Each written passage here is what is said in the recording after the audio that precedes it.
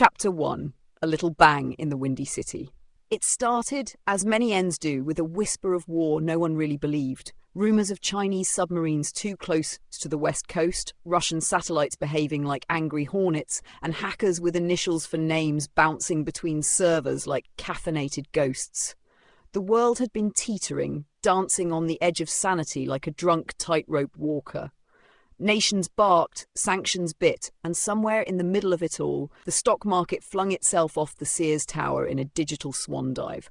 Gold, like a nervous squirrel, shot up trees no one could reach. Yet on this early March Sunday, just a mile from the belly of O'Hare Airport, none of that mattered. Not to the 12 souls hunched over firearm parts and laminated Illinois statutes in Instructor Paul's concealed carry class on Higgins Avenue. The sun was out, but it didn't try too hard. Higgins Ave bustled, taxis honking, buses squealing, pedestrians dodging both with Olympic flair. The CTA Blue Line screamed overhead like it was trying to outsing the chaos. Rocco's Pizza pumped out the smell of molten cheese and roasted regret, while the bar next door polished its taps and welcomed regulars like returning soldiers from the battlefields of sobriety. Inside Paul's training facility, 12 students wiped oil from their fingers and nodded at rules they half understood. Paul, or as his patched-up vest proclaimed, Ipac instructor, stood like a war-weathered oak. He'd served, he never said where, but the 1,000-yard stare and knee brace told the story just fine. Martha, 73, squinted at her 6-shot revolver nestled inside a velvet Crown Royal bag. She treated that Smith & Wesson like it was her 7th grandchild. She had a glare that melted steel, but passed out Worth as originals like a sugar-dealing outlaw. Daquan, tattooed, scarred, and suspicious of literally everything, reassembled his Glock with the precision of a man who had both seen and done what most hadn't. He said little, but the room somehow revolved around him. Next to him, Sandra, a bubbly dental hygienist with a suspiciously encyclopedic knowledge of bullet grain weights, chatted up Luke, a college dropout and Twitch streamer who looked like he'd rather be anywhere else but didn't trust Uber anymore. James, who had a glorious walrus mustache and smelled faintly of antiseptic, was a paramedic who joined the class for fun. Next to him, twins Kelly and Kelsey, indistinguishable except for their Glock stickers, were comparing groupings on their paper targets like proud snipers. Then, at precisely 2:43 p.m, the lights went out. Not flickered, not dimmed, gone. Like someone pulled the plug on Chicago. A second later, a Glock 19 slide clattered to the floor. "Dang it!" Someone muttered. "That's my new gun." Phones came out. Nothing. No flashlight, no screen glow, just dead, cold rectangles. Paul narrowed his eyes. "All right, let's stay calm. Worst case, we finish class in the dark. Who needs lights when you have freedom?" Chuckles followed, nervous ones. Then came the booms. 3 of them. Close. Thunder without rain. God slamming car doors. The walls shuddered. Ceiling tiles sighed dust into the air. Someone screamed. It might have been Martha or Luke or both. Paul's voice cut through the panic. "Everyone, safety store your weapons. That means unloaded, parts together, bags zipped. We do not leave here armed. You don't have your permits yet, and the last thing you want is to look like the bad guy in a blackout." The steel door at the back banged open. Chris entered first, tall, straight-backed, his marine haircut somehow still perfect. Then Terry, stocky, grizzled, reeking of menthols and authority. Chris looked like he'd just come from a war reenactment. Terry looked he missed wars. "We've got bad news," Chris said, eyes scanning the room like he was counting bodies. Real bad. Outside was chaos. A CTA bus lay crumpled into a Harley-Davidson, which itself had tried to hug a light pole and failed. A crowd of people was screaming, some running, some not running fast enough. A box truck, brakes failed, driver gone, who knew? Had ploughed through the madness and embedded itself into a brick apartment building like it was trying to move in. Bricks cracked. Screams rose. Sirens? None. No lights. No help. Just confusion, smoke, and an eerie silence between the shouts. James the paramedic didn't ask. He sprinted. Chris followed, barking orders like he'd been waiting for this moment since Nam. Terry just muttered, "God help us," and pulled a radio that hissed useless static. Paul stood at the threshold, looking out. He didn't blink. "It's not a solar flare," he muttered. "Phones, lights, cars, all down." Sandra whispered. "What is it then?" Paul turned, his face pale but hard. "It's an EMP," he said, "and we're under attack." Silence fell heavier than the darkness, and somewhere down Higgins, the scream of a plane descending too low echoed like a promise that this was only the beginning. Chapter 1 continued. The first red eye. James, the mustached paramedic, moved like muscle memory incarnate. His hands steadied the bleeding man's head as if they belonged to someone else. The man, a 32-year-old, with gashes across his temple and glass embedded like glittering gilt, lay inside the twisted belly of the CTA bus. Metal groaned around them. A fire hydrant hissed somewhere nearby, painting the pavement red with rust-tainted water. Still, no sirens. James worked fast. Tourniquet, gauze, pressure. Then the man twitched. At first it was subtle, shoulders shrugging like a hiccup in the nervous system. But then his whole body quaked, back arched, neck twisted, eyes rolled to white. James reached for his radio instinctively, forgetting it, too, was dead. "Hey! Hey! Stay with me," James barked, trying to stabilise the man's head. The man's eyes snapped open. No fear, no confusion, just nothing. Then came the switch. No scream, no warning. The injured man shot up like a puppet yanked by invisible strings. His hand darted to his boot. How had James missed the blade? And before the medic could process it, a 6-inch knife plunged into his forehead with sickening finality. James didn't even have time to look surprised. Just silence, then collapse. The killer didn't run. He walked, a dreadful, deliberate pace toward a nearby woman frozen in place, her hand clutched to her mouth in a silent scream. He didn't hesitate. He stabbed her, once, twice, a third time, and then she crumpled like discarded laundry. "What the?" someone screamed from the crowd. Terry moved fast. The old Navy vet may have traded his badge for retirement and bingo nights, but his reflexes had a long memory. He pulled his pistol, an old cig with faded grip tape, and with a sharp exhale fired once. The shot cracked through the noise, clean and sudden, and the knife-wielding man folded like paper. The world paused. Then all at once it screamed. People ran in every direction, blood pooled. 2 bodies lay motionless on the sidewalk, their lives interrupted like bad radio signals. A child cried somewhere, sharp and jagged, like it didn't belong in this moment, but refused to leave. Martha stood at the doorway of the training centre, her Crown Royal bag clutched tightly in both hands, knuckles white. "What in God's green earth was that?" Chris turned toward Paul. "You saw that, right?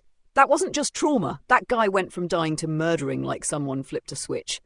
Paul said nothing at first. He just stared at James's body, the moustache now soaked and lifeless. Then he looked at the dead attacker.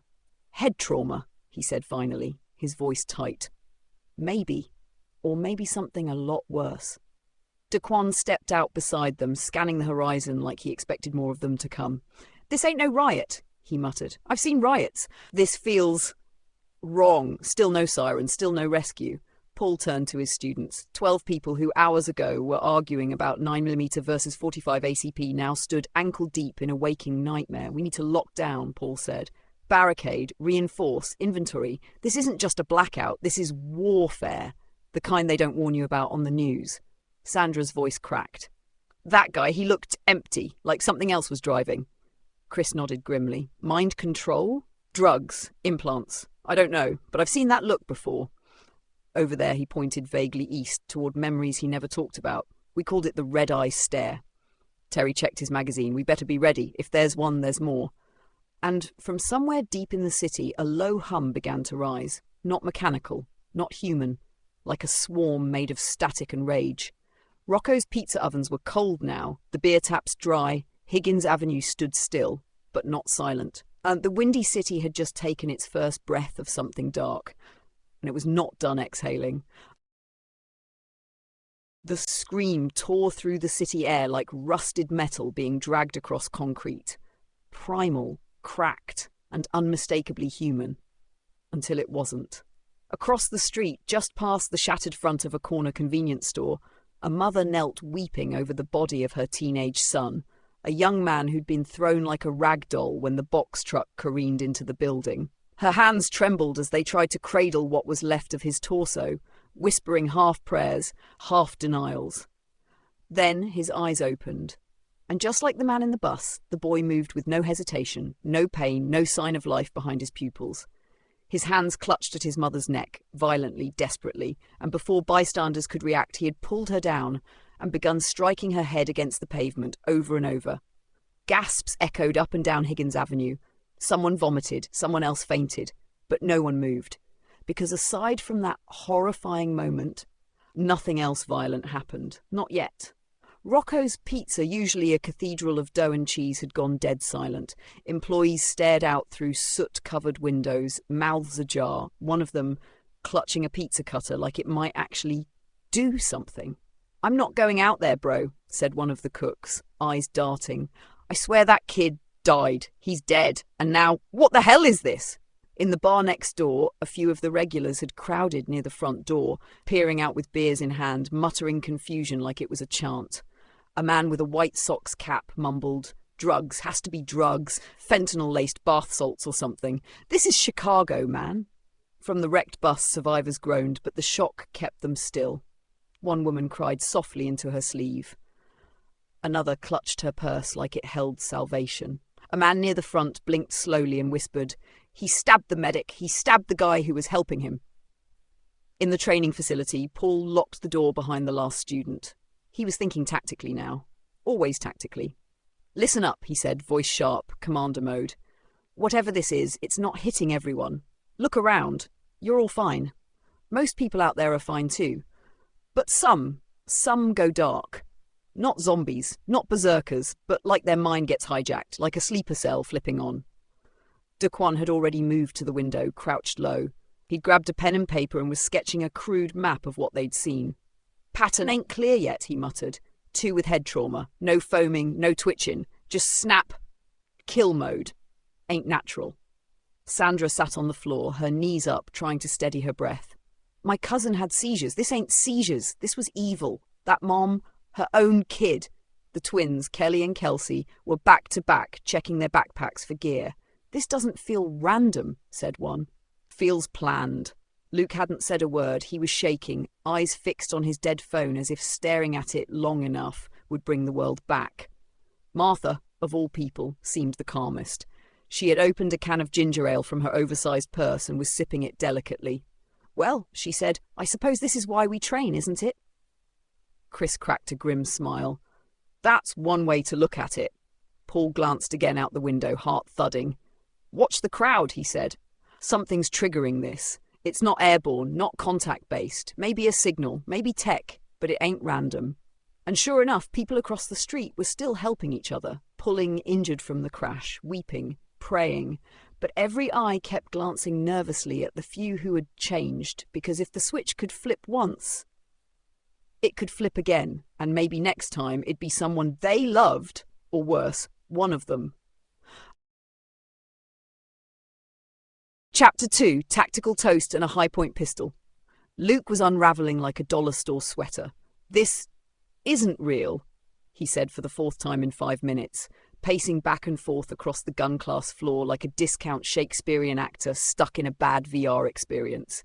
"EMP? Mind-controlled murder people? No cell signal? This is some sort of immersive LARP event. Or maybe I fell asleep during the Walking Dead marathon again."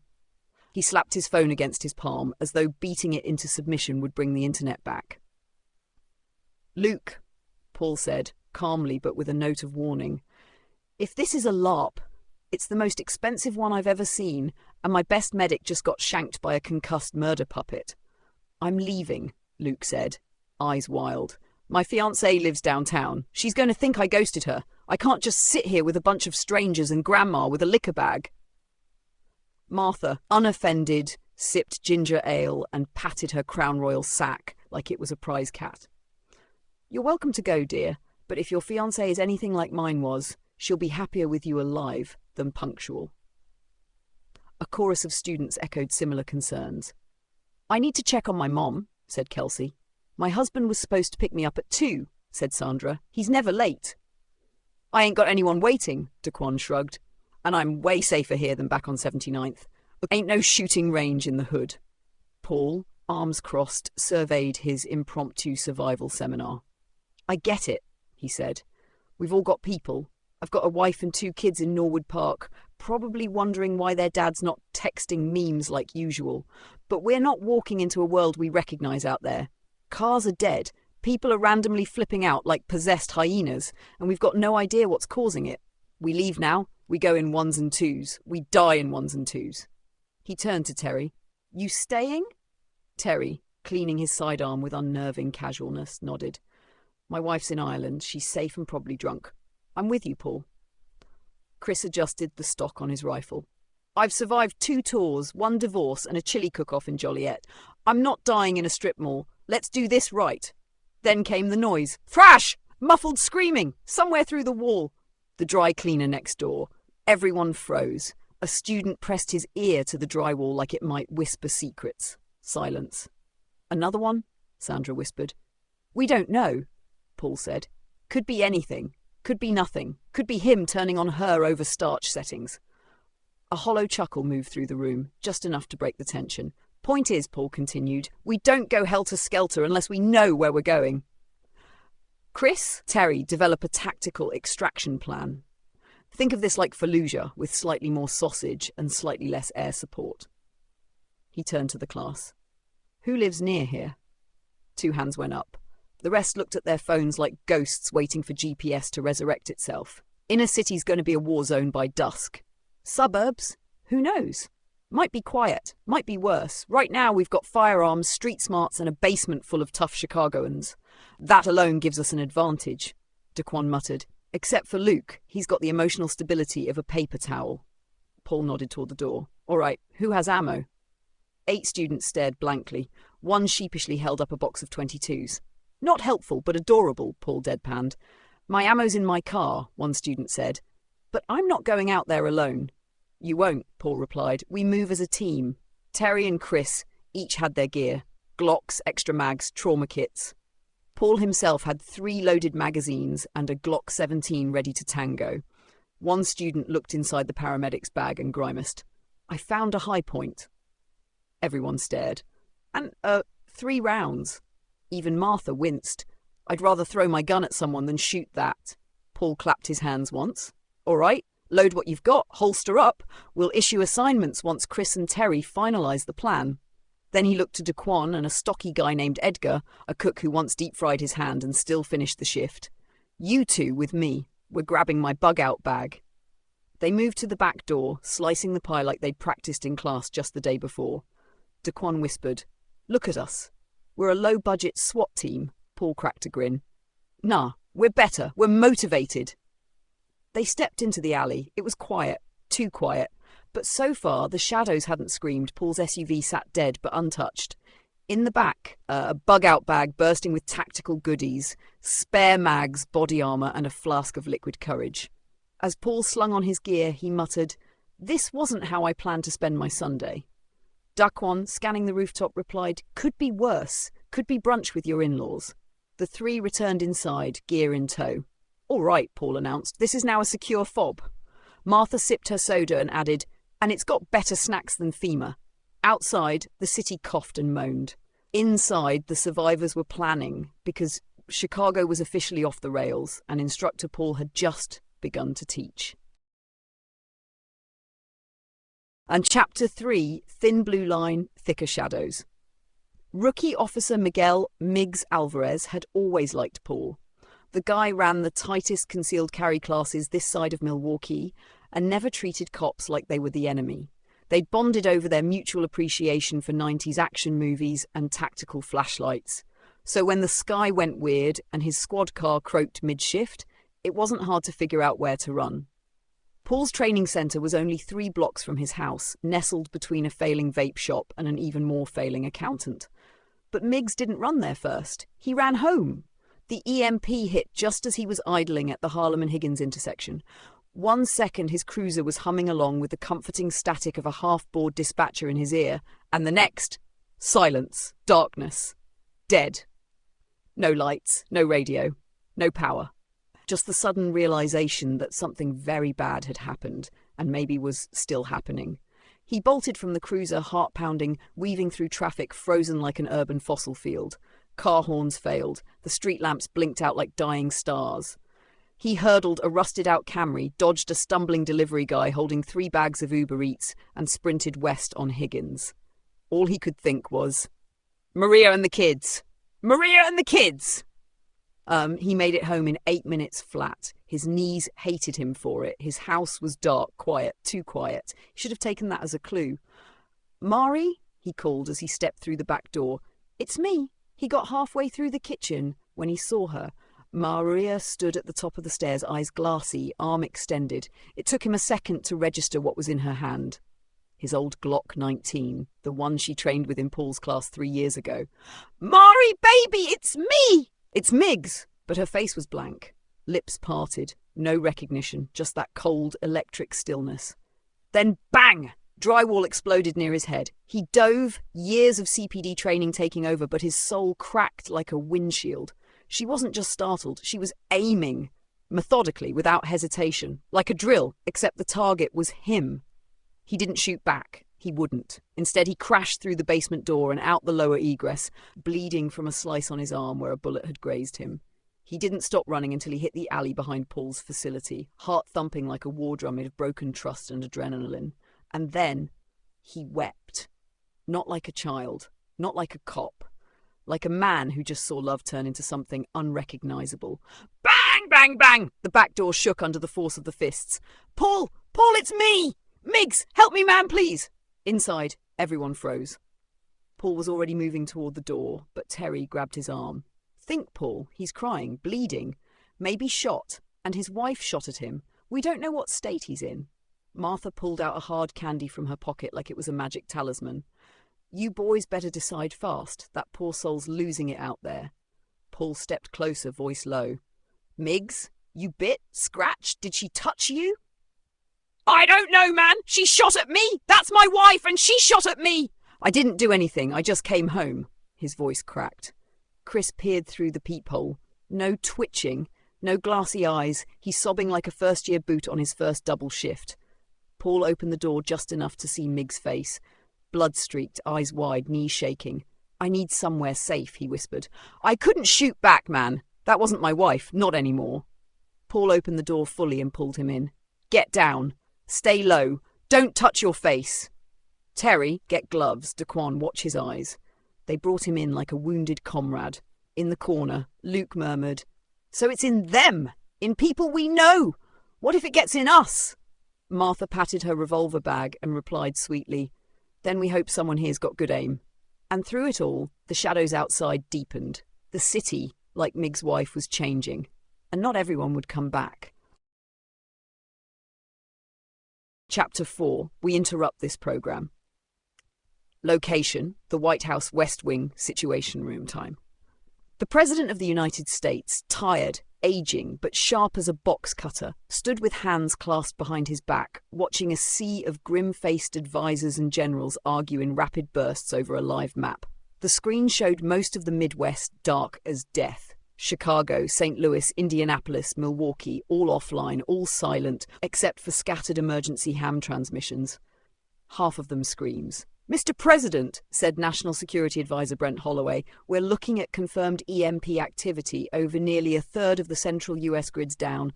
Cars dead, communications severed. But it's not just infrastructure, we've got behavioural anomalies. You mean people losing their minds, the President said flatly. Yes, sir. Reports of sudden, violent psychosis. Random, aggressive, coordinated only in that the victims show no prior warning signs before attacking others. Another advisor leaned in. We're calling them snaps internally, like flipping a switch. So far, thousands of cases. Chicago's ground zero, but it's spreading. East Coast? Stable, for now. West Coast? Same, though. He glanced at a junior aide. We had an incident in New York. The President raised an eyebrow. Let's hear it. Location WNN Studios, Manhattan. 2:12. It was supposed to be a routine broadcast. Afternoon panel on the unfolding Midwest blackout. Veteran anchor Marcus Raines, 59, beloved face of cable news for 2 decades, was interviewing a former FEMA director, a political analyst, and his longtime co-host Denise Langston. The moment came without warning. While Denise discussed potential cyberterrorism, Marcus went still. His jaw slackened. Eyes glazed. He looked at his reflection in the studio camera lens. like he didn't recognize the man staring back. Then he moved. In one swift motion, he tore the base off his handheld microphone, solid aluminum, and brought it crashing down on Denise's skull.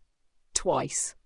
Before the guests could react, he was up from his seat, striking the FEMA official in the throat, then turning and jamming the broken mic stand into the third guest's chest.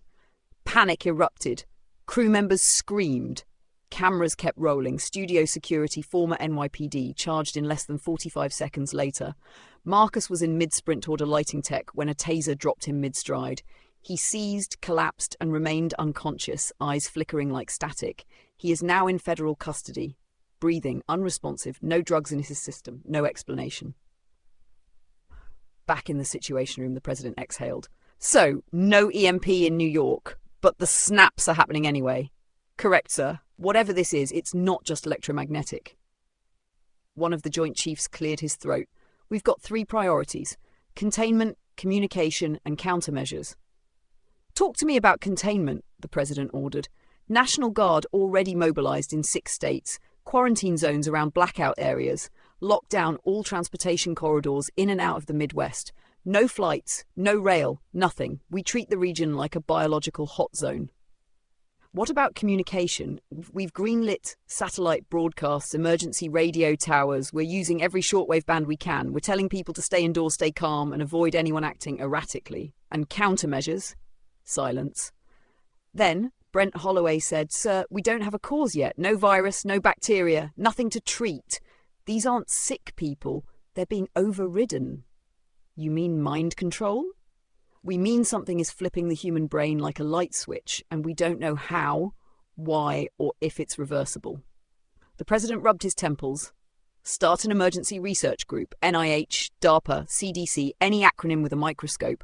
I want every neuroscientist, hacker, and behavioral specialist working this. Lock down the borders. If this spreads overseas, it's a global catastrophe. A young aide leaned in, hesitant. Sir, the internet's still active on both coasts, but there are growing rumours, conspiracies. Panic. People want answers. They're not getting rumours, the president growled. We'll issue a statement in 2 hours, and I'll give them something to believe in. He turned back to the map. Make no mistake, if this is war, visible or invisible, we fight. But we do it smart, quietly, because if panic hits before we have answers. He didn't finish the sentence, because no one had to. The war had already begun. Chapter 5, Glass and Guts. Instructor Paul had just rechecked the count on his magazines when the screaming started again, louder, closer, and filled with unmistakable panic. Everyone in the classroom froze, muscles coiled like garage door springs ready to snap. Then came the pounding. Please, my family! They're coming! They're right behind us! Paul raised a hand to keep everyone back. Don't open it! We don't know who they are or what state they're in. But compassion's a funny thing, stubborn even in the apocalypse. It was Jeff, the soft-spoken gun enthusiast who collected antique revolvers and wore socks with American flags on them. We can't let them die out there, man, he said, eyes full of panic and heart. Before anyone could stop him, Jeff unlatched the side door and pulled it open. A man stumbled inside, dragging his wife and a sobbing 8-year-old girl. Blood smeared the wife's face. Not hers, apparently, and the man was heaving, eyes wild. They're behind us! He cried before slamming the door shut behind him. It was already too late. Crash! The front windows exploded inward in a shattering burst of glass and drywall. Bodies poured through like water breaking through a dam, dozens of them, some holding pipes, others clawing with fingernails chipped to the bone. Their eyes were wild, movements erratic, but they had one thing in common. Murder. Intentional, methodical murder. Paul yelled, "Weapons up! This is real!" Chris and Terry took point, moving like synchronized chaos, barking orders. The room became a war zone of desks and panic. Daquan tackled one of the crazies before the man could stab the little girl, driving his elbow into the attacker's windpipe with a crunch that echoed like a bone breaking inside a soda can. One student, Clara, a high-strung nurse with a Glock she'd never fired outside a range, panicked and fired too fast. The bullet missed its target and buried itself in Jeff's chest. Jeff blinked in disbelief. "Oh, geez," he whispered, then fell like a puppet with snipped strings.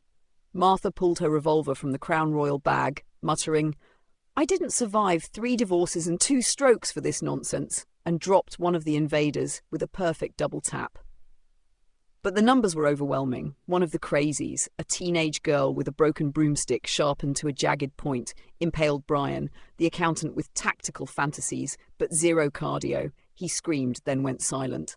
Samantha, a quiet, anxious college student, tried to run but tripped over a desk. 2 of the infected swarmed her. Chris got one off with a kick to the jaw that dislocated it with a pop, but not before she was bitten. Hard. Terry fired with deadly precision, emptying a mag as Paul bellowed, "Shh! Fall back, everyone! Fall back to the back door!" Smoke and blood filled the air. Screams merged into a single, unbearable cacophony. They moved like a tattered platoon through the hallway, dragging the injured. Chris kicked open the back door. They spilled into the parking lot behind the building. Breathing like asthmatics after a marathon, Paul slammed the door shut, then wedged a metal trash can against it. "That won't hold long, but it'll give us time." "We lost Jeff," said Clara, still shaking. And Brian. "I didn't mean to shoot him." "Now's not the time for guilt," Paul said, checking her pistol. "You're alive. Focus." The group gathered near Paul's old SUV. One student tried her key fob on her sedan. Nothing. Another tried to start a souped-up Camaro. Also dead. EMP didn't play favourites. Daquan shook his head. "We're grounded. And those freaks, they're fast. We ain't outrunning." "I'm in Skechers," Paul nodded grimly. "We need shelter, a way to move, and a plan. Suburbs are far, and the city is falling fast." Then they heard it. Banging. From inside the building, Paul turned to the group. "You all wanted real-life training. Well, congratulations. Class is now in advanced survival tactics." Martha, calmly reloading her revolver, nodded. "I always did prefer the hands-on approach." Chapter 7, The Creeper Van and the Broken Home. Miguel Miggs Alvarez stood in the pale sunlight, still trembling like a dog who'd been kicked too many times. His CPD uniform was torn at the shoulder, his belt held up by zip ties and his service weapon empty. The man had the look of someone who had just outrun hell and didn't quite make it out clean. Paul laid a hand on his shoulder. "You holding up, Miggs?" Miggs nodded slowly, eyes red but focused. "Barely. It's not just the power being out. It's whatever this is. It's people." "You said you got something?" Chris asked, checking his bandaged arm from earlier. "Yeah, my uncle's van, early 80s Dodge B-Series. It's a creep show on wheels, green shag carpet, disco dice, whole 9 yards, but it's in my garage, and if anything survived this EMP freakout, it's that tank." Paul looked to the group, eyes sharp. "You heard him. We've got maybe one shot at getting out of this neighborhood fast. Let's move." The group moved out, tightly packed and alert, weaving down Higgins like a squad on patrol in hostile territory. Broken glass glittered like confetti, distant screams echoed through alleys. They passed a Walgreens where looters had left the shelves bare, but ignored the blood trail smearing toward the back office. Paul led. Chris and Daquan flanked left and right. Terry and Martha covered rear, Martha clutching her revolver like a beloved family heirloom. Miggs walked them through shortcuts only locals would know, past trash-strewn alleys and under a chain-link fence someone had helpfully cut open long ago. Miggs stopped outside his house, a small brick bungalow, neat bushes, wind chimes jingling softly, mocking normalcy. "She's inside," he said quietly. "My wife. She changed," Paul nodded. "We'll go in with you." "No." Miggs shook his head. "This is mine." He crept through the front door. Paul and Chris followed close behind. The house was quiet, too quiet. Then a faint rustle, the smell of gunpowder and something wrong, like old meat in a hot car. Miggs stepped into the living room. His wife's body was curled on the couch like she'd just sat down for a nap, except the Glock was still clutched in her limp hand, and half her skull was gone, a self-inflicted shot. Miggs dropped to his knees, choking back a sob. She must have come back to her senses, just enough to see what she'd done. Then Paul said nothing. He just placed a hand on Miggs's shoulder. Minutes later, the garage. The group surrounded the old Dodge van like it was a sacred artifact from the before times. It was a relic, tan with a painted mural of a wizard shooting lightning from his hands. Fuzzy dice. A bumper sticker that said, "I break for unicorns." The smell hit them before the door opened. Gasoline, must, and vinyl sweat. "I call her Magic Thunder," Miggs said, half grinning through the grief. Chris opened the hood and whistled. "No computer, No chips, just raw, dumb power. I like it. He got to work hot wiring it. Someone cover me. That's when 3 infected burst from the side alley, too fast. Paul turned, yelled a warning, but Chris didn't flinch. He pulled the spark wire free, twisted 2 more together, and boom! The engine sputtered to life with the force of a cough from an angry dragon. As the infected charged, Chris yanked his combat knife from his belt, pivoted around the van, and slammed it into the first one's gut. He didn't stop to admire it, just pulled the knife out and kicked the body into the second. The third got close, swiping with a crowbar. Chris took the hit to the shoulder, stumbled, then drove the blade under the attacker's chin, eyes locked with the thing the whole time. Blood poured. Chris stood panting, face splattered, victorious. Terry stared. Remind me never to call you old man again. The group loaded up, kids in the back, Martha in the front, critiquing the dashboard. Paul gave the nod. Miggs took the wheel. Let's see if magic thunder can outrun the end of the world. The van sputtered, groaned, then lurched forward. The group left the house, the memories, and maybe Miguel's humanity, behind. Paul turned to the others. This van ain't fast, and it sure ain't subtle, but it'll get us somewhere. Duckwan muttered, somewhere better. Paul glanced out the window where smoke rose over the city. I doubt it, he said, but at least we'll get there together. Chapter 8. Smoke, Ash and Empty Magazines. Paul eased Magic Thunder to the curb, the Dodge's ancient suspension groaning as if warning him this ride wasn't over. He turned in his seat, voice low but firm. We're running on fumes and faith. I've got rifles, body armor and more ammo at my place. 10 minutes from here. Any objections? No one spoke. Even Martha set her Crown Royal bag aside, nodding like it was the only sane plan left. Daquan cracked his knuckles. 10 minutes in that brick box of death? I'm in. Tommy's jaw clenched. Let's move then. They rolled awkwardly down the block. The van's faded wizard mural drew stares, some curious, some terrified, and every mile felt like a parade float barreling toward oblivion. When they rounded Paul's corner, a pillar of black smoke crowned the sky. His garage, once a fortress of tactical dreams, was now an oven's ruined carcass. Flames licked the siding, melting the morning frost into hissing tears. No, no, no. Paul whispered, eyes wide. My gear. Martha unlocked the door. Well, that's ruined. Inside, Paul's wife Karen stood in the hallway, shotgun braced against her shoulder. Behind her, 2 terrified kids clutched a stuffed dinosaur and a Nerf pistol. The younger one peered out from behind her mother's leg, big eyes shining with forced bravado. Mommy says we're safe. Paul sprinted forward, his boots echoing on the hardwood floor. He hugged Karen tight, then checked his kids for cuts. Everyone okay? Scared, the older boy admitted. Me too, Paul said, squeezing them both. But we're together. He spun toward the living room. Karen, the garage is toast. We need gear, supplies, maybe a generator if we're lucky. She nodded, lowering the shotgun but keeping it loaded. I gathered what I could. Canned goods, first aid kits, a little ammo. I think the neighbour's house has a prepper stash. She tilted her head. But we'll need to go out. Paul swallowed. We will. But we'll plan. Chris and Terry, inventory what we have. Daquan, you're on recon up the block. Martha, keep the kids here. Karen, teach them to shoot that Nerf gun. Practice makes perfect. Even the children managed a shaky grin. Paul turned back to the group. We're short on bullets and body armors vaporized, but we've got each other and a plan. Let's get organized before the city collapses again. Outside, the garage fire roared. Inside, a ragtag platoon of survivors steeled themselves for the next mission, scavenging hope from the ashes. Chapter 9. The Fires in the Capitol. In the austere glow of the Situation Room, President Caldwell rose from his seat as Brent Holloway strode in, tablet in hand. The long walnut table was ringed by the heads of the Pentagon, NSA, DoD and CDC, each face drawn tighter than a drum. A live map on the main screen flickered, red blotches under Chicago, then new blots lighting up Los Angeles, Tampa and New York. NSA Director Ramirez cleared his throat. Mr. President, our SIGINT analysis shows 2 distinct pulses. The first, an EMP of unprecedented strength, knocked out the Midwest grid. The second appears to be a targeted neuroelectromagnetic strike, he said, pointing at spike patterns on his slide. Frequency bands consistent with lab research in both Russia and China. North Korea may have provided the hardware.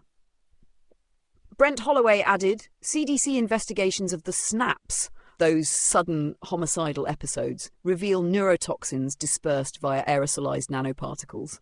DNA sequencing matches virology projects traced to an overseas consortium in Eastern Europe, backed by Gulf state financiers. The president pressed a hand to his temple. So it's two-pronged, technical blackout plus biological psychoweapon. Secretary of Defense Barnes stood. Sir, we recommend immediate martial law, mobilize National Guard in all 50 states, seal land and air borders, no one in, no one out until we contain the neuroagent. CDC Chief De Morgan chimed in, voice flat. We have an experimental antitoxin, but it's 2 weeks from distributable scale. We're calling for every ounce of support for fast-tracking production. President Caldwell nodded sharply. Do it. Brent, coordinate with DHS, borders sealed, deploy the USNS Comfort to Jacksonville. We need a floating hospital ready for psychogenic trauma cases. Secretary Barnes, I want a Marine brigade on standby in Norfolk, ready to lock down New York and LA if needed. He turned to the silent swirl of advisers. It appears we've been struck twice. First the blackout, then the mind control wave. But this ends now. We fight fire with fire, science with science, and unity with unity. God help us, we will not go down as a broken republic. Outside the Situation Room, the world burned under two new suns, the literal darkness of our cities and the darker madness that followed. And in both, the United States was once more at war. Across the land, the snaps spread. On South Beach, the sunshine mocked the rage beneath. Tourists blinked at boarded-up hotels as gangs of shirtless looters ransacked hotel gift shops and high-rise condos. Diamond-plated iPhones banged against concrete like protest drums. Police dispatch phones rang off the hook, calls for armed break-ins, random stabbings in art galleries, half-drunk spring breakers pulled from flaming rental cars. Heat and hysteria mixed like a toxic cocktail, and by sundown, even the ocean breeze whispered, "Run, Atlanta!" In the cavernous aisles of the Peachtree Mart, Atlanta's largest big-box megastore, thousands of shoppers turned marauders. Security cameras captured snaps victims hurling canned peaches at fellow patrons, then grabbing TVs off shelves, their eyes glittering like broken glass.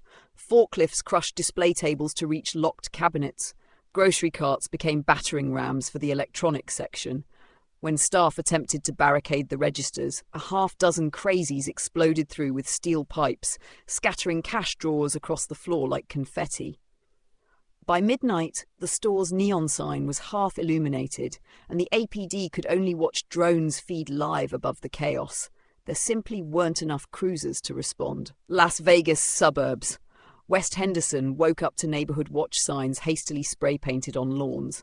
Retired Marines and PTA moms mounted golf carts with muzzle-flash warning lights patrolling cul-de-sacs against intruders, both the desperate looters and the snap-stricken. When a young man in neighborly yoga pants suddenly turned, screaming about voices from the Strip, the patrol's med tech administered aspirin and comfort, then gently escorted him home before he could harm anyone. And so, block by block, suburban America flickered between solidarity and suspicion. Boston on Beacon Street, riot police lines formed in T-shirts and helmets, shields held like book covers against a tidal wave of fury. Young and old assailed the armoured cars with Molotov cocktails and shopping carts, chanting demands for answers, not anarchy. But every volley of tear gas only spread the frenzy. Officers fell back into City Hall Plaza, where the marble fountains ran red with dye and discarded masks. In the alleyways behind Faneuil Hall, snaps victims lurked in shadows, their sudden lunges met with batons and desperate bystanders' prayers. Everywhere the same truth. The violence was random, merciless, and creeping like mould through America's seams. No one knew when the next snap would hit, only that it would. And that, in the darkness beyond the blackout zones, the battle for sanity had turned into a rolling wave of panic and bloodshed. Morning of day 2. The sun broke over Norwood Park in muted strokes, casting long shadows through Paul's living room where 12 strangers, plus 2 kids, stirred on couches, air mattresses, and a suspiciously comfortable beanbag chair. Karen moved like a general orchestrating breakfast, bacon, pancakes, and enough coffee to fuel a small tank. It was awkward, this half-family tableau, but under the circumstances, it felt like home. At the kitchen table, Paul laid out the plan. "We can't survive on canned maple syrup alone," he said. "We split into 2 teams. One holds the fort, the other hits the Walmart down by Cicero for food, camping gear, and whatever else we can carry. Then we all reconvene here." Team Fortress defenders, Martha, armed with her Crown Royal bagged Smith & Wesson and a quiet smile, took charge of the kids, teaching them how to clear a room and when to stay silent. Terry set up barricades by the front door, reinforced the windows with salvaged plywood, and organised a rotating watch schedule. The Walmart militia, supply runners, Miguel Miggs Alvarez hopped into the driver's seat of Magic Thunder, maps from his CPD days spread across the dash. Daquan strapped on extra magazines and wore his old hood camo jacket. He'd grown up running these aisles, looters or not, every blind corner. Chris slung his rifle over his shoulder, volunteered for Overwatch, and carried the tools to jury-rig any lock or fuse box they might encounter. They pulled into the near-deserted Walmart parking lot 15 minutes later. The automatic doors squealed open to reveal half-empty shelves and clusters of snap-snapped shoppers in various stages of hysteria. Inside, they moved methodically. 1. Food and water, cases of bottled water, canned chili, granola bars, anything with a long shelf life. 2. Camping gear, folding cots, sleeping bags, propane stoves and lanterns. 3. Medical and tools, first aid kits, duct tape, ropes, a couple of bolt cutters and a hand crank radio. 4. Ammo and protection. They snagged a couple cases of 9mm rounds tucked near the sporting goods section, plus extra plates from a display of tactical vests. Daquan hauled 3 full backpacks to the cart. Miggs loaded cases of water. Chris straight-armed a looter who tried to swipe a sleeping bag. And, in a rare act of mercy, let the kid go with only a stern warning. Back in the van, they stashed gear in the cargo area, securing cots against the walls, and stacked the canned goods like sandbags in preparation for a siege. The ride home was tense but uneventful. No crazies in sight, just the distant wail of sirens and the hum of Magic Thunder's ancient engine. Pulling up to Paul's house, they found Terry and Martha waiting by the barricaded front door, kids peeking from behind. Together, they unloaded the van, the weight of supplies, a tangible promise that, for now at least, they'd made it through another day. Chapter 9, The Armory. Break-in. By mid-afternoon, the stack of Walmart loot felt like a band-aid on a bullet wound. Paul gathered the group in his living room, maps and floor plans strewn across the coffee table. "Long-term," he said, "we need more firepower, rifles, shotguns, body armor, ammo. There's a gun shop 10 minutes north on Cicero. Bang's Armory and Ammo. Owner's name is Hank Reynolds." Daquan whistled. "Hank Reynolds? Sounds like the kind of guy who'd have a basement vault full of black market goodies." Miggs checked his watch. "We roll in 20? Martha patted a revolver bag. "I'm ready if they're not." Chris slung his rifle over his shoulder. "Standard breach plan? I take point. Terry covers the rear. Daquan and Miggs on lock work and frag." Terry nodded, tightening his gloves. "Let's do it quiet. Even without power, alarms can be mechanical." They pulled up in Magic Thunder, muffled under an alleyway shadow. The shop sat dark behind metal security grates, stamped with "Bang's Armory and Ammo" in faded red letters. No lights. Their own power. Paul crouched beside the shutter. "Front door's too obvious. Back entrance around the corner. Storage door." Miggs pointed. 3 sets of footprints leading from there. Could be looters or worse. Paul signalled Chris. In one swift motion, Chris rammed a crowbar into the latch. The door groaned open. Inside was a tomb. Rows of glass cases. Empty hooks where rifles once hung. Shelves cleared of pistols. Only the safe in the back office gleamed under a single shaft of sunlight. Daquan scanned the room. "Looks like the Reynolds family hit a sale. Except they kept the good stuff." They moved in formation toward the office. That's where they found them. Hank Reynolds, his 2 teenage sons, sprawled on the floor amid empty shell boxes.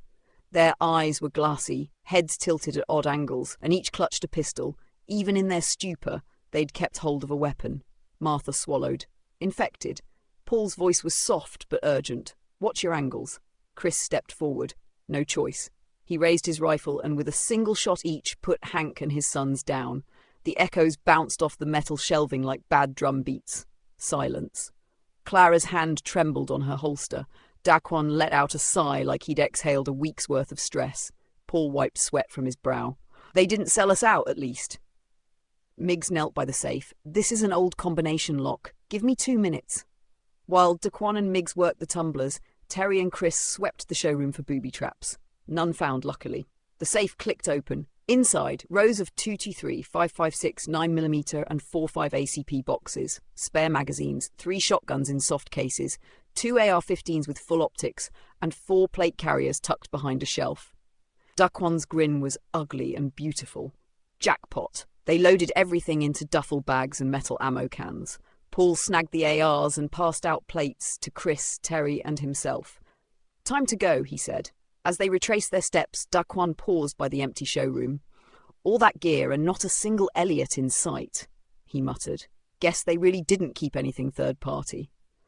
Outside, the sun was dipping toward the horizon. The van's engine roared to life, and they pulled away from Bang's armory, their cargo a promise of long-term survival. Back at Paul's house, they offloaded the haul in silence, a grim parade of steel and canvas stretching down the driveway. Martha vaulted the hood of Magic Thunder, dusting off her jeans. Well, folks, she said, we just robbed a family of psychopaths and lived to tell the tale. Paul cracked a tired smile. Best day we haven't died yet. And as the Norwood Park sky turned orange, the armory run closed another dark chapter in their fight to survive and keep their humanity intact. Chapter 10, The Spark in the Skull. Dr. Elena Voss peered through the cracked plexiglass at the man in the Faraday chamber. He'd been one of the first snaps, a quiet accountant in Toledo whose last coherent thought was balancing spreadsheets. Now he sat strapped to a gurney, pupils dilated, drool at the corner of his mouth as she delivered strobe-like electromagnetic pulses to his temples. Elena, mid-30s, wired from too much coffee and too little sleep, was the Pentagon's best-kept secret, a neuroengineer who'd built her career mapping the brain's hiding places. When the EMP hit, she'd noticed something odd in the MRI scans of victims, microscopic ferrous nanoparticles, injected via nasal sprays, earbud casings, even eye drop bottles. Under normal conditions, they were inert. But when Ezra 53 pulses lit up the grid, they turned into tiny antennae, overloading the limbic system, short-circuiting self-control, and flooding victims with homicidal commands. In the Situation Lab beneath the White House, her findings lit up the heads of every advisor present, Dr. Voss addressing the president and his national security team. What we're seeing isn't random psychosis, it's directed neuromodulation. These nanoparticles resonate at 53 Hz, exactly the frequency bands observed in the second EMP spike. They've weaponized the average citizen's brain. NSA Director Ramirez grimaced. So it's us and them. Covert supply chains plus foreign EM platforms. Dr. Zackley, labs in Russia perfected the nanodopants. Gulf state financiers shipped them here, hidden in consumer goods. China provided the pulse generators. North Korea coded the control software. President Caldwell ran a hand through his hair. So we've been hit by an electromagnetic neurovirus backed by half the world. Dr. Voss flipped to her next slide, a series of countermeasures. 1. Localized frequency jammers. Portable units broadcasting out-of-phase 53 Hz waves to neutralize the resonance in victims' heads. 2. Nanoparticle chelators, emergency nasal sprays that bind to the ferrous particles, rendering them inert, still experimental but promising in animal trials. 3. Faraday containment zones, reinforced shelters wrapped in copper mesh to block external pulses entirely. CDC Chief Dr. Morgan nodded. We can ramp chelator production in 2 days, but we need raw materials. We'll need to invoke the Defense Production Act. Secretary Barnes tapped his pen. Jammers can be field deployed in 48 hours. Marines will escort shipments to major urban centers. The president stood. Then we move now. Martial law in the blackout zones remains. Borders sealed USNS Comfort is en route to Jacksonville, but I want a second hospital ship off LA. We'll fly the jammers to Chicago, Atlanta, and Boston first, hardest hit. Dr. Voss brief FEMA, DHS, and every state's emergency ops. Let's make every school gym a Faraday shelter. A hush fell as Elena realized how close she was to rewriting the future of war. Across the country, governors and mayors received the new directives with equal parts relief and dread. National Guard convoys rolled out jammers like mobile jukeboxes, droning white noise into apartment complexes. FEMA hubs began distributing chelator kits alongside bottled water. In Tokyo, NATO partners offered to share blueprints. In Brussels, the EU activated its civil protection mechanism. In Washington streets, drones buzzed overhead, scanning for unauthorized EM signatures. Checkpoints sprouted like mushrooms, each staffed by Marines in full gear and scientists clutching test kits. The president's voice boomed in every media channel. If you feel the call to rage, seek refuge in your nearest Faraday shelter. Do not engage anyone acting violently. They are not themselves. It was a small comfort, but it was something. Because once you understood the spark in the skull, you could fight the darkness. One frequency, one nanoparticle, one human mind at a time. Chapter 11, Fire and Flight. The infernal clatter began just after dusk when the orange sky of Norwood Park bled into inky black. Paul was tucking his youngest into a spare blanket on the couch when he heard the first crack of breaking glass, then shouting, laughter, and the unmistakable whoosh of lit Molotovs. His next-door neighbour, Marty Partyhouse Logan, infamous for weekend rages that drew half the block, stood in the front yard, staring blankly, a Molotov in each hand.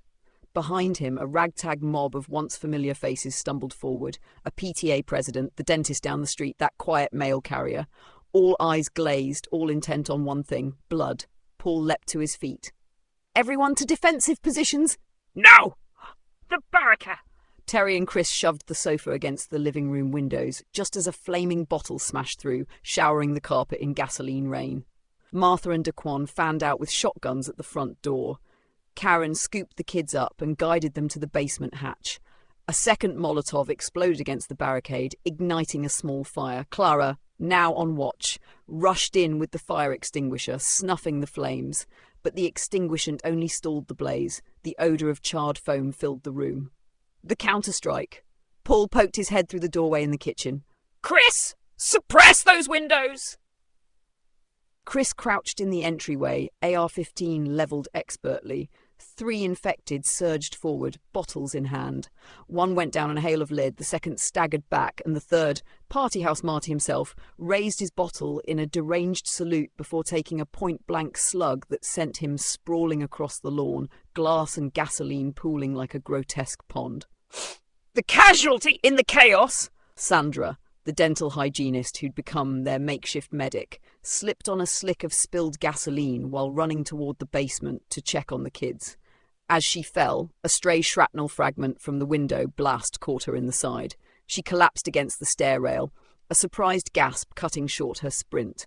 Paul was at her side in an instant, but the wound was too deep. She looked up, pain and disbelief mingling in her eyes. I thought I could. Help.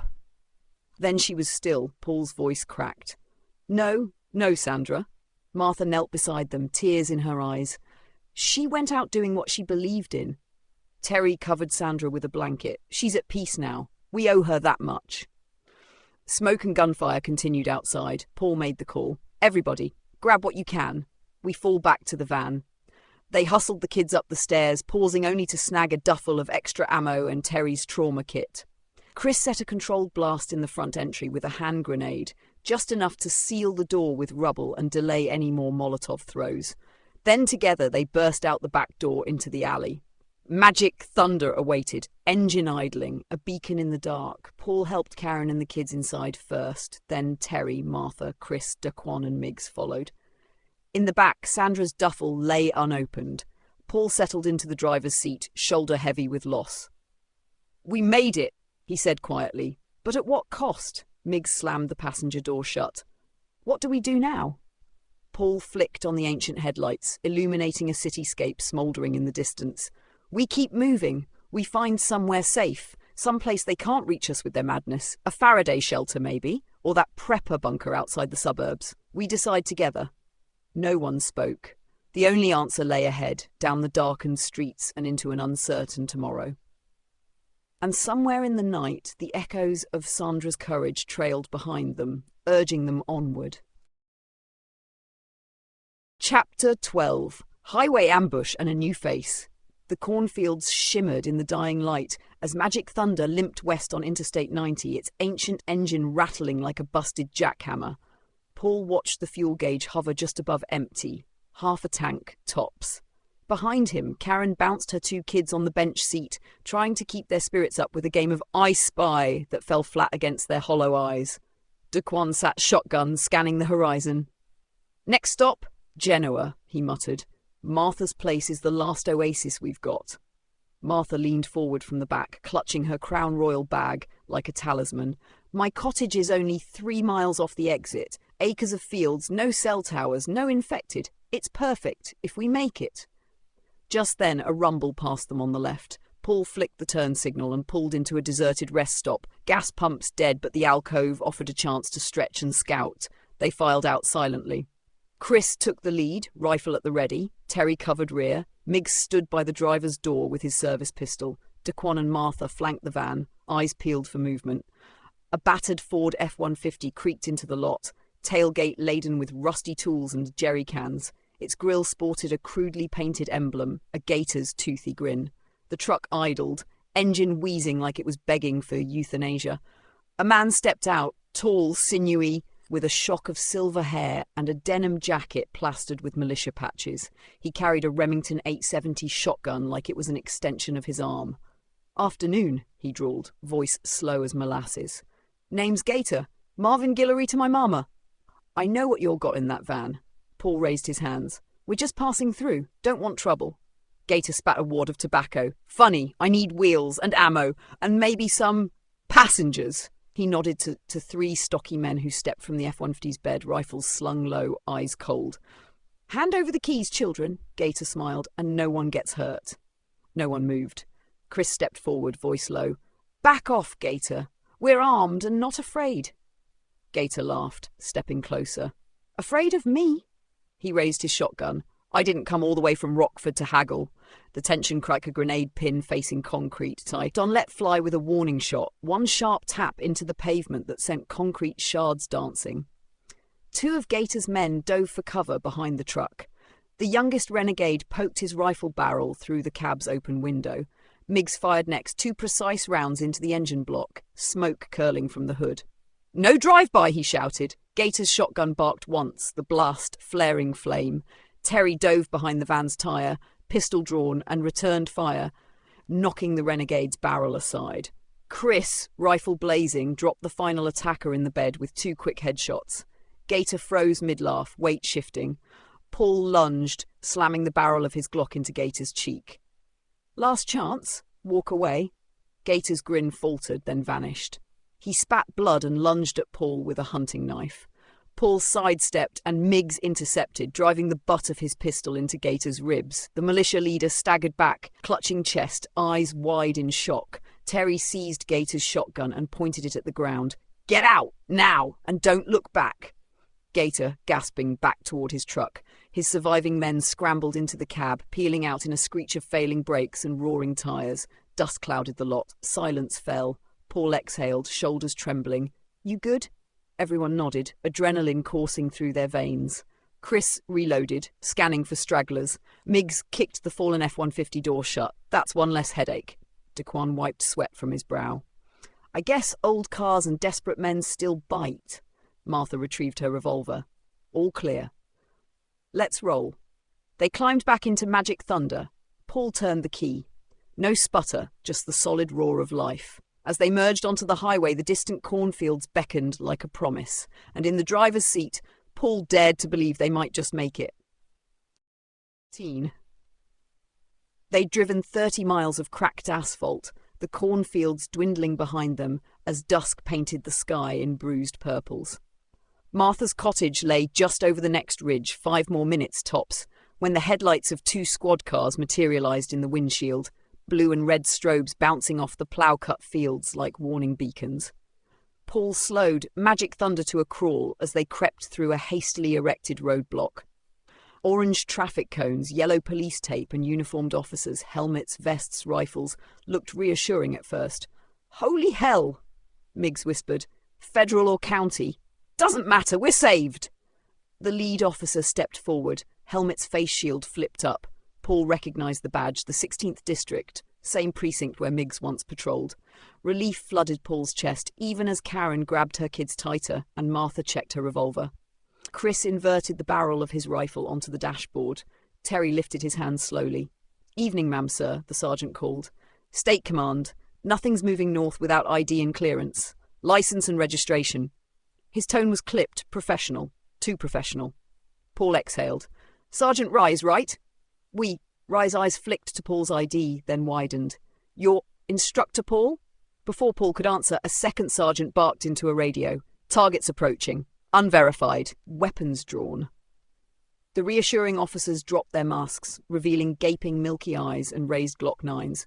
The tape jingled as they advanced. "Ambush!" Paul yelled, slamming the van into reverse. Tires spun on gravel. Chris dropped to the floorboard, firing a single controlled burst through the windshield. Sparks erupted off bullet-resistant glass frames. DeQuan returned fire through the side window. Terry rammed the accelerator, fishtailing them back down the road. Miggs ripped open his door and leapt out, pistols swinging in sweeping arcs to suppress the shooters.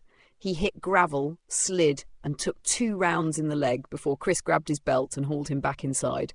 Martha squeezed off a round through the newly cracked rear window, and Karen shrieked as a bullet whined past her seat. The van lurched forward, escaping the blockade in a cloud of dust and spent brass. Paul's knuckles whitened on the wheel. "They were ours." He panted. "They knew us." Chris checked Miggs' wound. "Friendly fire's not so friendly," he muttered, ripping a shirt into a tourniquet. As the taillights of the fake roadblock receded in the rearview mirror, the group glanced at each other, hearts hammering. Trust had fractured again, this time by the very badge meant to protect them. Martha swallowed. "Great. So even good guys can snap." Paul set his jaw. "Martha's cottage isn't worth dying for if there's no one left to trust. We find a real shelter, and fast."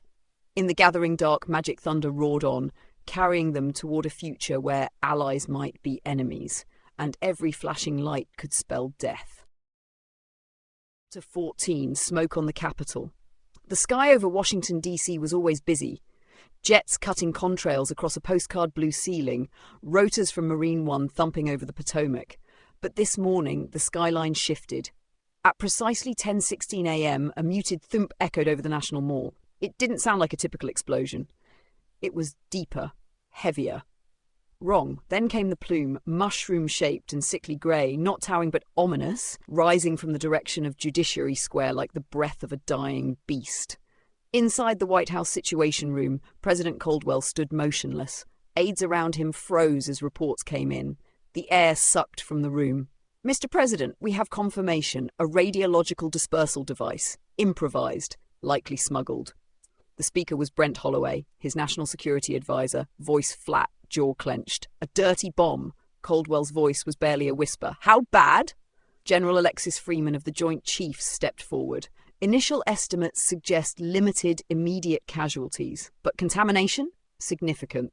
Winds pushing it south by southeast. Fallout will hit residential sectors in 20 minutes. Holloway added grimly, "We've activated COG protocols, continuity of government. The Vice President is being evacuated to Mount Weather. Half of Congress is already in lockdown." Caldwell didn't sit. He turned toward the map on the digital wall. Red blips appeared near DC, Tampa, Houston. "We're under siege. Who's claiming this?" The NSA director leaned forward. "No official claims, but we've traced chatter to a coalition of rogue states and stateless actors. Russian dissidents, Iranian militias, North Korean cyber units. They're calling it the Purge of Empire. We believe this EMP and rage virus wasn't a one-off. This is a coordinated hybrid warfare campaign. Cyber, biological, psychological, now radiological." Caldwell exhaled. "And the world? Europe's rattled but stable. China's closed its borders. Israel and Saudi Arabia are on full military alert. Canada's not letting anyone in. The global markets have frozen. Gold is unobtainable." "What's the CDC saying about the rage thing?" Caldwell asked, gesturing to a screen looping footage of a Boston man biting an EMT while aflame. "They're calling it neurogenic aggression syndrome, NS. Nanotech may be involved, weaponized neural disruptors in the brain's prefrontal cortex. The infected aren't dead, they're reprogrammed." Caldwell's gaze hardened. We declare martial law coast to coast, full FEMA mobilization, deploy Marine units to every city over 1 million population. If a single uninfected citizen dies because we hesitated, that's on us.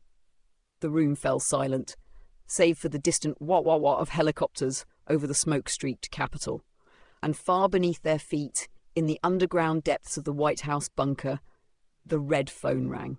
The one that never rang unless the world had just shifted off its axis. Chapter 15. Firebreak at Fort Jackson. Fort Jackson, South Carolina, normally a humming hub of training and discipline, had turned into a war zone. It started just after chow. Private First Class Taylor, 19, fresh from Oklahoma, had been spooning instant mashed potatoes onto his tray when Sergeant Barnes began growling. Not coughing, not choking, growling. He slammed his tray into a wall, punched another soldier in the throat, then turned to Taylor with dilated eyes and a mouth frothing with spit and what looked like blood. Taylor didn't have time to react. The next 10 minutes were a blur of overturned tables, screams, and a tide of uniforms stained red. Half the dining facility was infected in minutes. No announcement, no warning. Just soldiers, friends, battle buddies, drill instructors, tearing each other apart in brutal, efficient silence, like they still knew how to fight, but forgot who the enemy was. The remaining uninfected troops bolted, some without rifles, most without orders. In chaos, someone sounded the base-wide alarm. The klaxon echoed across the South Carolina pines as barracks doors were barricaded and Humvees roared to life in confusion. In the command center, Lieutenant Colonel Adriana Voss watched security footage on a split screen. One showed the mess hall carnage. Another showed a squad of MPs opening fire on a charging infected squad, who didn't even flinch when hit. "Seal the eastern block," Voss ordered, pointing to a map where red zones spread like spilled gasoline. "Gas the mess hall. Use whatever we've got, CS, CN, flamethrowers if we have to." "But ma'am," her aide sputtered, "those are our guys." "Where are our guys?" she snapped. "Containment's dead. We draw the firebreak now, or this spreads to Columbia." Outside, an Apache gunship launched without clearance, its crew infected and wide-eyed.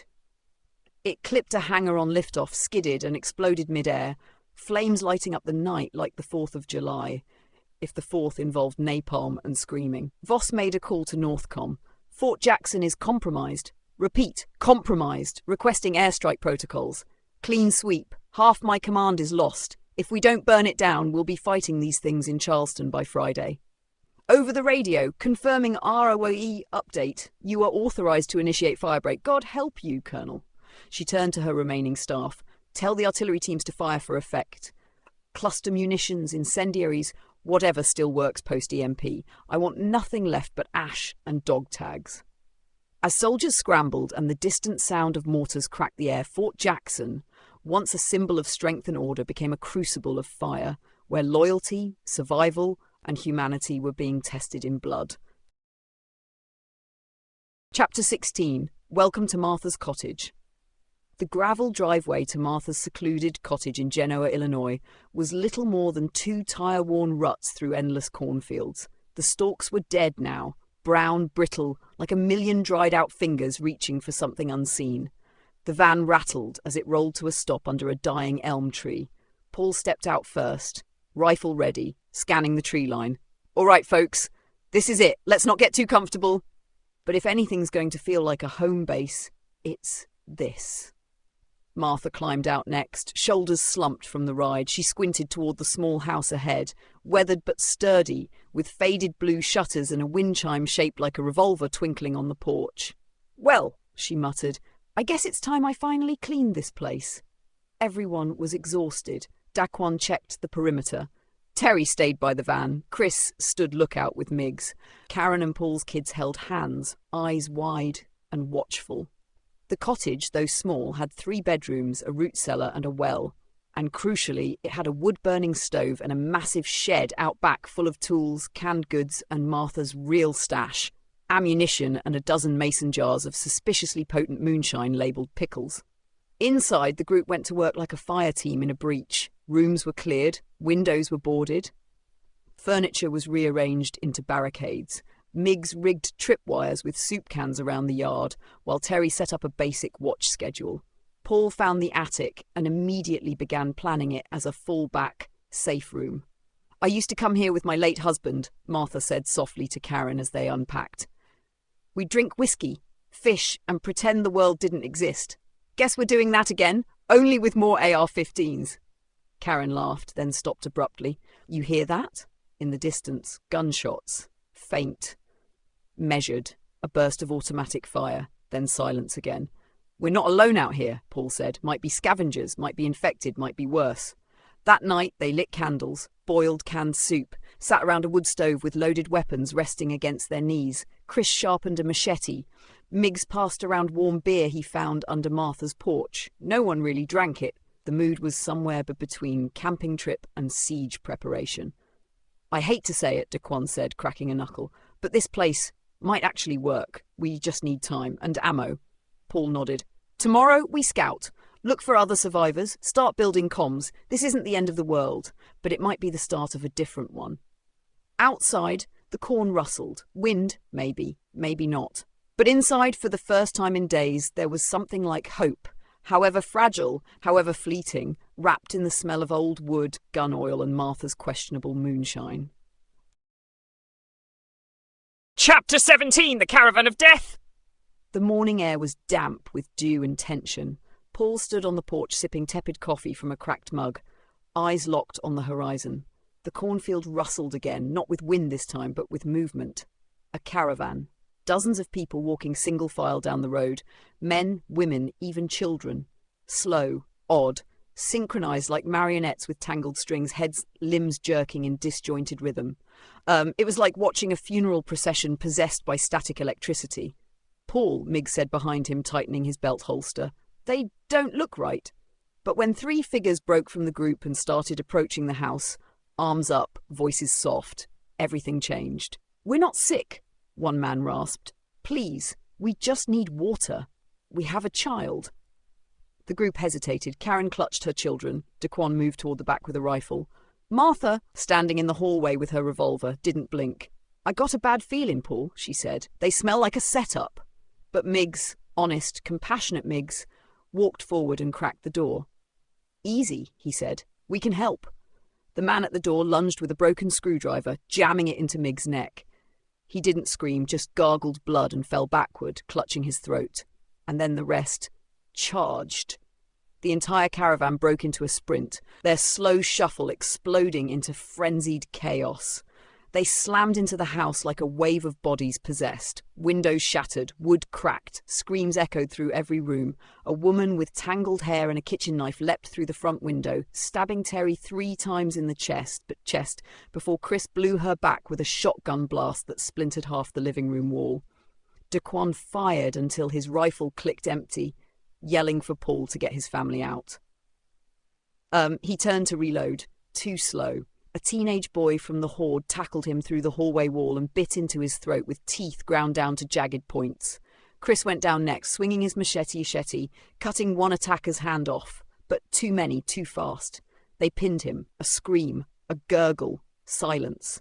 Paul grabbed Karen, his 2 kids, and the last surviving student, a quiet woman named Lena who had barely spoken since day 1. They barreled through the back, dodging 2 attackers in the kitchen who were gnawing on what was left of Martha. The van sat like a relic in the field. Paul kicked open the door and started it with the hot-wired switch. Gas gauge barely above E. They roared down the dirt road as the house behind them lit with flames, Molotov cocktails again, this time thrown by screaming lunatics wearing Sunday church clothes and blood-soaked smiles. Lena looked back once. They weren't human anymore.